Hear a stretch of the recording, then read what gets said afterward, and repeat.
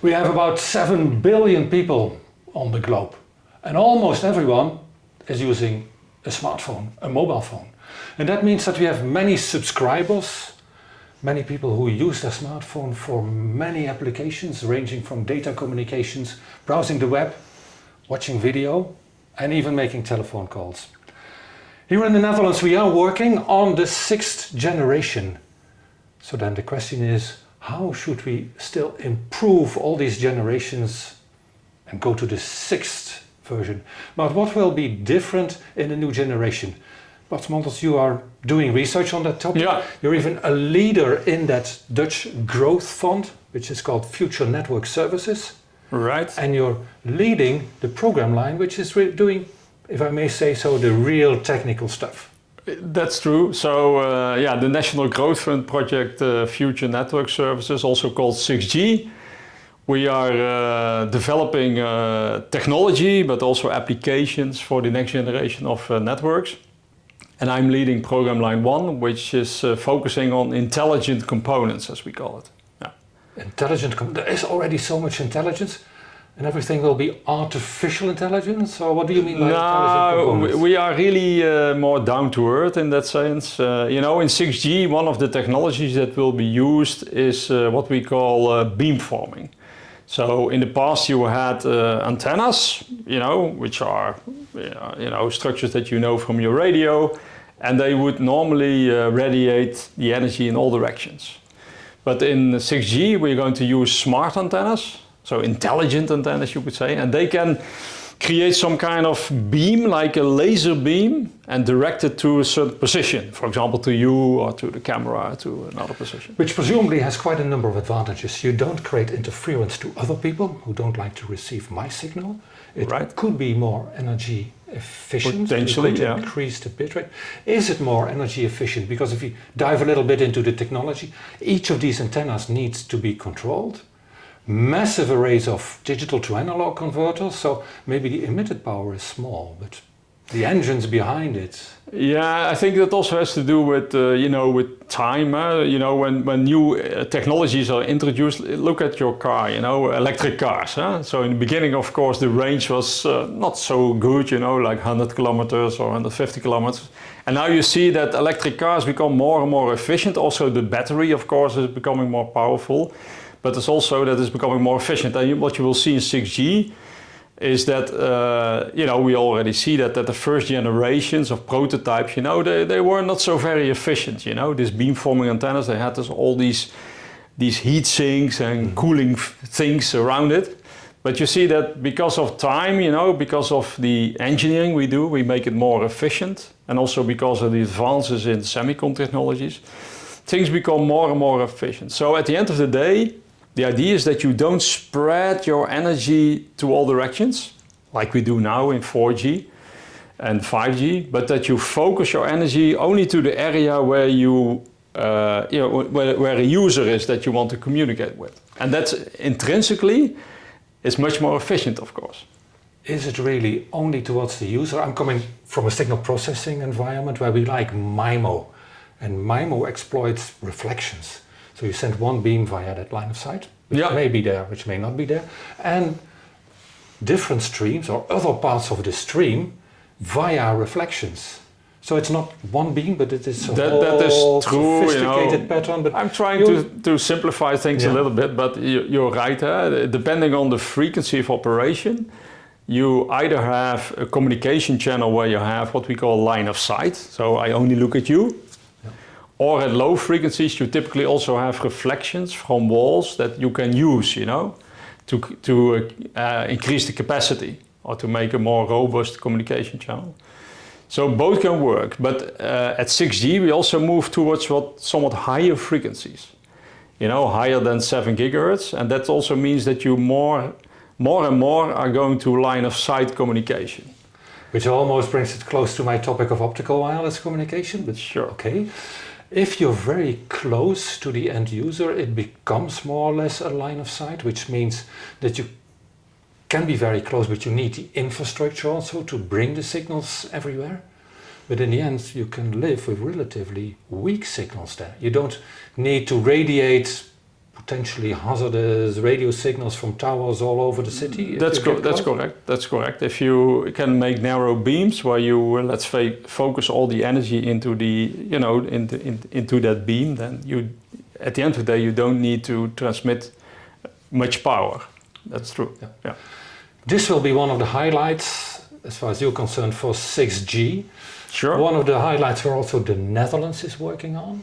Is this a topic where our region here in Eindhoven or the Netherlands can really stand out? Yeah, as you know, chips in general, as we call semiconductor technologies, that's something which is in the heart of Brainport, I would say, with companies like, of course, ASML and NXP.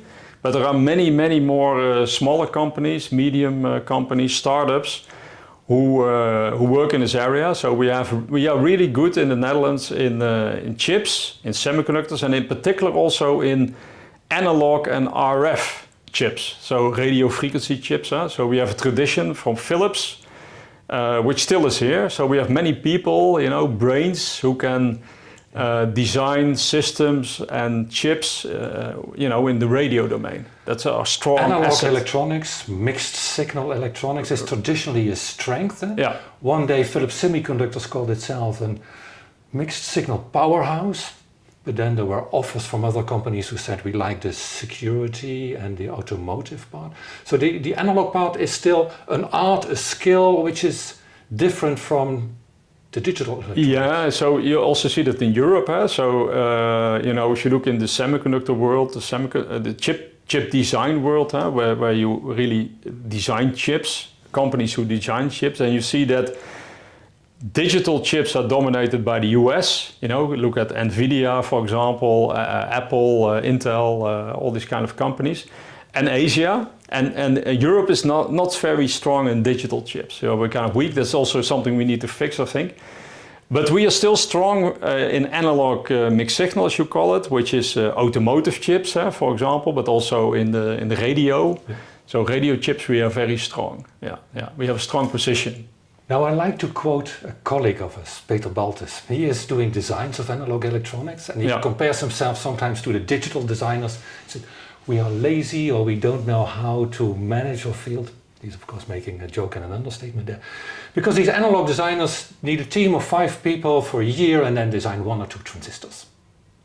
Whereas the digital designers just designing memories, copy, paste, they go to 1,000, a million of transistors. It's really a skill. But once you made a design, it's mass produced in Taiwan or so. How do we get the value out of that for all the engineers that also you educate here? Is that really in making these designs and then being good at these via NXP? So you mentioned the skill. So indeed, designing a digital chip is different from designing an RF chip or a system. So it's more like black magic, you could say. It's more difficult to do it in a very procedural manner, like what you do with digital chips. There are so many things that you need to consider on how it interacts with the antenna. And you can also not simulate everything, That's one of the other things. It becomes more and more, the simulation tools become more and more advanced. So you can do much more than we could 10, 20 years ago. But still, you need big computers to solve Maxwell's equations, for example. So you need, it's not so easy. In digital, it's much more standardized, I would say, the design of it. On the other hand, you could say, why did we lose that skill in Europe? Because at the end of the day, we cannot design a digital chip anymore in Europe. That is competitive. We can do the analog ones, and we are good at it. Yeah. But I wanted to say that designing digital chips is apparently also a skill. Yeah, it's not so simple. Yeah. And here we are good at doing the analog designs on that. That's also a field where Eindhoven University of Technology is good at. Yeah. In this project, we even see innovative ideas and new startups. We also have a program within the Growth Fund program where we stimulate new startups. So we give, for example, PhD students, we give a voucher of 25k so that they can develop their business model, as a kind of period to think about what could a startup be, what is my business offering, maybe even grant a patent, which is useful as well. So we and really also to protect their business, because and to it's protect not only sure the knowledge. Yeah. Now this field of the analog design is one of the strengths. It's also an important part of program line 1. There are also other topics, but just to continue a little bit on that analog design and dive in details, linearity of designs is very important. We want to cram a lot of data into a very small bandwidth. Yeah. Is that still the case in 6G? Because you could also argue that if we go up to higher frequencies, we just have a line of sight. The signals do not go through the wall. We can use all the bandwidth we have just to communicate between us. Bandwidth is for free. Power consumption becomes important. And that's a completely new paradigm where we don't need all these linear power amplifiers. That's true. It's true and not true. So, if you look at what happened in the past years, since we started with FNS, then you've seen that a couple of years ago there was really this belief that we would really move to very high frequencies, like what we call millimeter waves or sub-terahertz frequencies, like 100 gigahertz. Yeah. And now, where what you are sketching is true, that you have so much bandwidth that you don't need a very complicated modulation scheme with QAM 64 or whatever. Personally, I'm promoting go to light waves because that's the ultimate of that's even okay. But what I wanted to say is that there's a kind of disappointment in the market on these sub-terahertz frequencies. And what you see is that now everybody is moving to what is called the upper mid-band frequencies. So that's the FR3 band between 7 and 15 gigahertz. That's a kind of sweet spot where you have the advantages of going to higher frequencies. You have more bandwidth, but you don't have the disadvantages of sub-terahertz frequencies, because of all the blocking and issues you have with the communication of line of sight. It sounds nice, but if you don't have line of sight, there's no communication. So that's why the 7 to 15 gigahertz band seems like a sweet spot where you can still use the existing antenna stations, on buildings and in the towns and everywhere.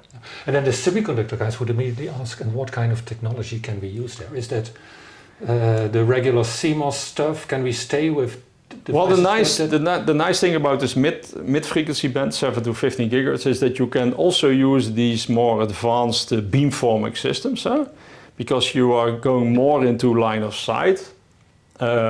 So by using these intelligent beamforming systems, you can distribute also the power generation, because you don't have one antenna element, but you have maybe hundreds or even thousands of them. Each of these antenna elements is fed by a chip, so you can have many chips, and they don't. Good business for the chip makers. That's good business for chip makers, but you don't have to generate in a single chip a lot of power. So the power consumption can be very low, meaning you could go to advanced CMOS nodes, which are much cheaper, and you could integrate more. Yeah, that's the idea. So the 7 to 15 gigahertz band looks like kind of sweet spots for technology, for rolling out the infrastructure, for cost, for energy efficiency, and for creating more capacity, because that's what the goal is. And these frequency bands are good for the Dutch semiconductor companies like NXP? Sure, like NXP, Amplion, but also many smaller companies who are active in this field. So they have, they are focusing on this frequency band, of course, because the business opportunities lie there. Yeah. Bart Smolders, our guest, professor at Eindhoven University of Technology, leader in part of the Future Network Services program, talking about intelligent components of what the new networks can do. We have touched upon a couple of things, but not yet on things like communication with drones, not yet on sensing and communication and all the things that future networks can do and can make them much better than the 5th generation. We'll continue to talk about. Okay.